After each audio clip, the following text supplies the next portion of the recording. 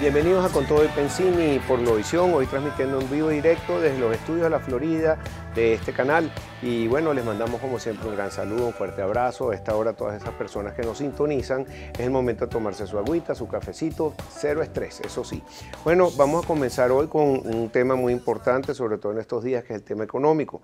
Para ello invitamos al presidente de la Academia de Ciencias Económicas aquí en Venezuela, Humberto García Larralde, que es economista y profesor universitario. Humberto, te puedo tratar así, ¿verdad? Porque, ¿cómo no? Sí, bienvenido y muchas gracias por esta invitación, Pedro, y saludos a la teleaudiencia. No, gracias a ti, sobre todo que cuando uno ve tanta improvisación en una economía donde da hasta pena de que seamos uno de los pocos países que sufren hiperinflación, siendo un país petrolero, uno tiene que recurrir a las ciencias económicas, a las bases, a todo lo que ha sido la doctrina, todo lo que son las ciencias económicas, porque esto se ha vivido en distintos países y han encontrado soluciones. Así es. Son muy pocos países, creo que son 57 situaciones, pero situaciones como en Grecia, que cambiaron gobierno entre la Roma antigua, la Revolución Francesa la causó la hiperinflación, lo que es la Primera y la Segunda Guerra Mundial, y distintos países, como 3, 4 años, y hemos usado ese ejemplo aquí muchas veces, la prestigiosa revista The Economist hizo una comparación de Venezuela con Zimbabue, y apenas empezaba la hiperinflación, y aquí hablábamos de hiperinflación, la gente, no vale, que eso no es así, y todavía no saben las consecuencias que podemos tener. Quería hacerte mi primera pregunta, Humberto, como profesor, que repitas algunas de estas experiencias de hiperinflación, cuáles han sido las consecuencias y si eso ha cambiado y cómo. Bueno, en primer lugar, la hiperinflación lo que hace es destruir una economía. Destruye totalmente el tejido económico, las interacciones, impide el cálculo económico y, por supuesto, empobrece a todo el mundo de manera drástica y brutal, porque no hay forma de mantener los ingresos, sobre todo los que viven de remuneraciones fijas, a la par de tasas de aumento de los precios como el que estamos viviendo ahorita en Venezuela. De manera que la hiperinflación es la peor cosa que le puede pasar a un país. Destruye la economía, destruye, por supuesto, el empleo, destruye los niveles de vida, destruye la capacidad de mantenerse pues, en condiciones satisfactorias. En fin, lo que debe ser la agenda central de todo gobierno es acabar con la hiperinflación.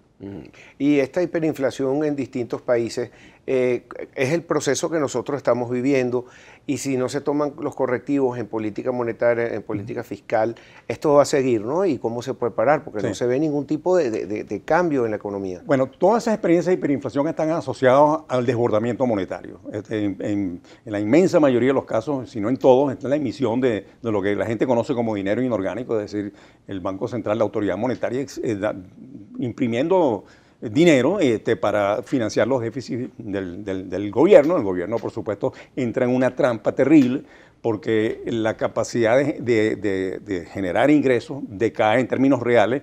Hay una famosa ley de Olivera Tanzi que se va mermando el ingreso real que capta el gobierno, por más que haya inflación y haya el impuesto inflacionario y todo eso. Sin embargo, en términos reales, la capacidad adquisitiva merma y el gobierno no tiene cómo financiar sus gastos. Entonces, es como una cosa se retroalimenta. La necesidad de acudir al Banco Central, en el caso de Venezuela está muy claro, para imprimir, emitir dinero. No se imprime porque no hay efectivo, sino se digitaliza. Se digitaliza, claro. Pero es una trampa que destruye. Entonces, todas las experiencias exitosas en superar eso, obviamente han atacado ese problema. Aquí en Venezuela no hay ningún indicio, ninguna respuesta del gobierno de que va a atacar ese problema. Sí, pero siempre son los más pobres los que pagan los platos rotos, porque el poder adquisitivo, que es poco, un sueldo mínimo, por ejemplo, ya dicen que no alcanza ni para un cartón de huevos. Entonces la gente está realmente desesperada y se puede utilizar eso como control social. ¿Se ha hecho en esto en otros tipos de gobierno, en otros países? Sí y no, depende del régimen político. Yo decía antes que la inmensa mayoría de los casos de hiperinflación han durado muy poco tiempo, 2 o 3 meses, por una razón muy sencilla, porque la presión social es tan grande y por supuesto, la conciencia de los que gobiernan de que hay que hacer cambios es también existente, que se genera entonces un cambio político. La solución del problema de la hiperinflación no depende de la economía, o sea, no hay ningún mecanismo interno automático para que se aplaque la hiperinflación después de que pase a determinado umbral. No, es una decisión política. Ahora bien, si el gobierno no tiene voluntad política y está dispuesto a que el país sufra todos los costos asociados con esta cosa tan terrible como la que estamos viviendo, entonces esto puede durar mucho tiempo. O sea, la solución es política en el buen sentido de la palabra. Ahora, hay otra gente que sí se beneficia porque los que tienen acceso a dólares o los tienen ahorrados se vuelven como millonarios en un país de pobres, entonces por cambios obtienen muchos bienes o los pocos que existen, pero existe el peligro que todo el mundo se quede sin bienes ni servicios. ¿Esto también ha ocurrido? Sí, bueno, ahorita todo el mundo es millonario, pero millonario en billetes que tienen muy poca... Ah, millonario en bolívares. Sí, millonario en bolívares. Y no creas, en el tiempo, si esto se mantiene, se empareja la inflación con la devaluación o con los saltos que está dando el dólar en el mercado paralelo. Y la ventaja se va perdiendo. Aquí lo que hace que haya ventaja es que todavía muchos servicios públicos son regalados. Pero esos servicios públicos no se financian, o sea, no hay forma de financiarlos, de mantenerlos. Entonces hay malos servicios, a veces no se consiguen o no funciona. Hay el agua, por ejemplo, el caso de la electricidad, por supuesto.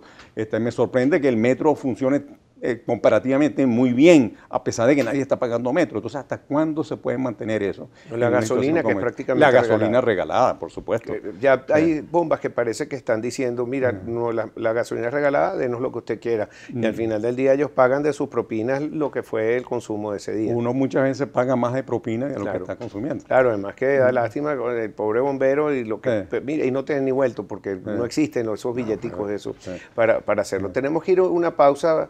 Humberto, quería hablar contigo al regreso sobre también la posición del Banco Central, qué es lo que pasa con que tenemos $9 de referencia, si se puede regresar eso de alguna manera a la autonomía del Banco Central y no tener un dólar que se dispara todos los días y quién sabe cuál es qué es el fundamento que acompaña a ese dólar que no se entiende. ¿Está bien?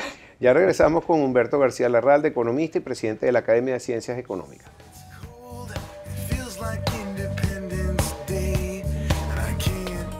Los invitamos a seguirnos en nuestras redes sociales. En Twitter, @Globovisión. En Instagram, @Globovisión. En Facebook, Globovisión.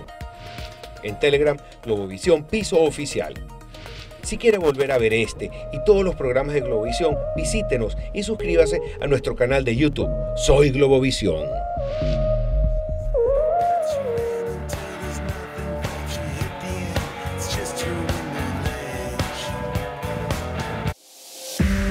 Usted está viendo Con Todo y Pensini.